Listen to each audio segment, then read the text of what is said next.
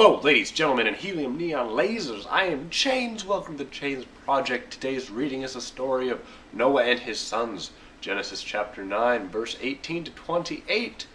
Anybody got any beer? The sons of Noah who went into the ark were Shem, Ham, and Japheth. Ham was the father of Canaan. These three were the sons of Noah. From these the whole earth was peopled. Noah, a man of the soil, was the first to plant a vineyard. He drank some of the wine and became drunk, and he lay uncovered in his tent.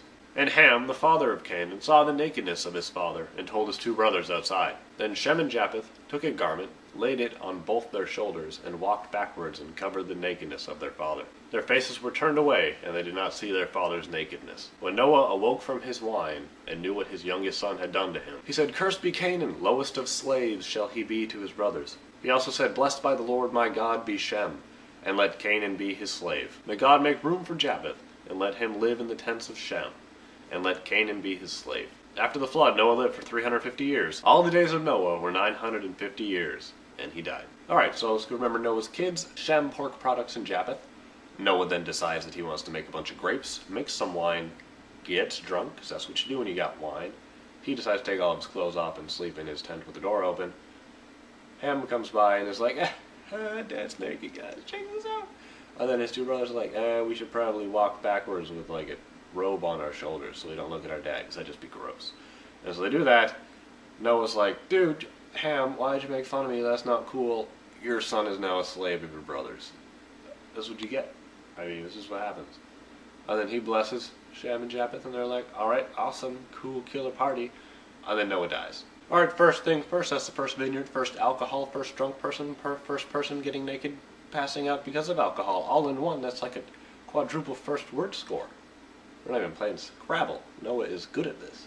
So, Noah gets drunk off of the alcohol. Maybe he didn't know that, when you make wine, it has alcohol. Probably not, if this is the very first recorded process, but it said a vineyard as if, he had an idea of how to make it prior. So I assume Noah knew how to ferment grapes, because you don't normally just do that on accident. It's kind of a lengthy process, from what I understand, about making grape into wine. So after Noah gets drunk and decides to lay naked in his tent, which is the normal thing for people that get drunk. In case you don't know that, they take their clothes off. It's just cool like that. This is the point where the story gets kind of interesting, because Ham walks by and notices his dad is naked. And when the story says that he notices his dad being naked, it's kind of like he looks at it.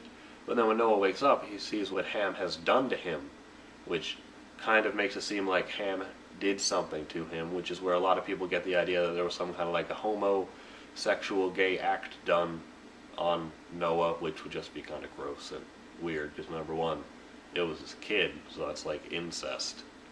And also the world doesn't like gay people according to the Bible. So a lot of creationists like to link alcohol to gay people, which no direct correlation, because Noah got drunk and then he just got taken advantage of, and that happens to straight people too, if that is what happens. So does this mean if you get drunk you become gay? No, it does not. It makes you fun and naked, and it could mean that gay people could want to do something to you. If that is what happened, remember, we don't really know. It's kind of fuzzy. It's like a bear. Fuzzy. Or Fozzie. I like Fozzie. It's a good bear. So then the next thing that obviously happens is Shem and Japheth decide to cover their dad, the special honorable kind of thing, if you want to look at it that way, to do, or they just didn't want to see their dad's junk, which is I think what my role would be, because it's not something I want to look at. So they cover that up, looking at it as little as possible. And then Noah gets up and blesses both of them for not looking at his junk. And then curses Ham's kid, because he doesn't directly curse Ham, but of course, cursing somebody's kids isn't very good. If you're a parent and, somebody's like, I will kill your children, you feel a lot more insulted than if they say they will kill you. For some reason, it's that whole natural nurturing instinct thing. And so this also shows that sin can be passed on through generations. This is the very first evidence of this.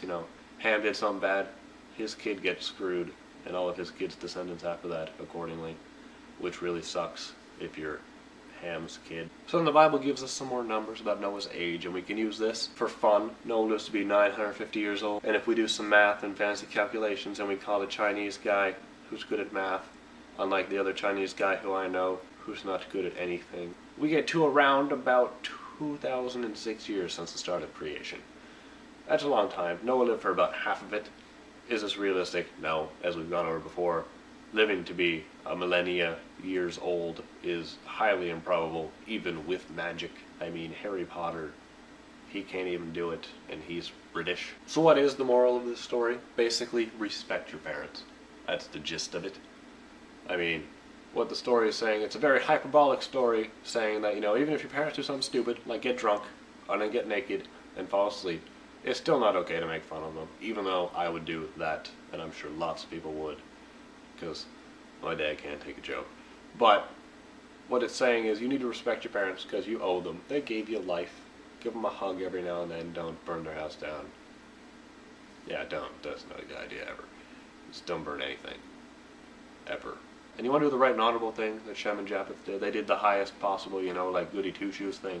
I'm pretty sure if they just walked in there and dropped the garment on Noah, that would have been cool. But, they made sure not to look at all because it was gross, first of all. And that they gave him ultimate respect. So the more respect you give somebody, namely your parents, better your outcome's going to be. The more you make fun of people for being naked and drunk, it's going to, turn out that your kids' lives are going to suck. You'll probably be fine, but, your kids are screwed. Now, we don't want to screw our kids. It's not a good thing. That has been it for this episode of The Chains Project. Please leave all your comments, questions, concerns, conundrums, and circular Venn diagrams in the area below, provided by YouTube. Or, if you like email like I do, one in the drop-down box. So far, I've only been signed up to 3 gay porn accounts. I mean, I thought you guys would have done better by that by now. Anyways, I was working on an outro, but it was raining, so I was scared and outside with a camera.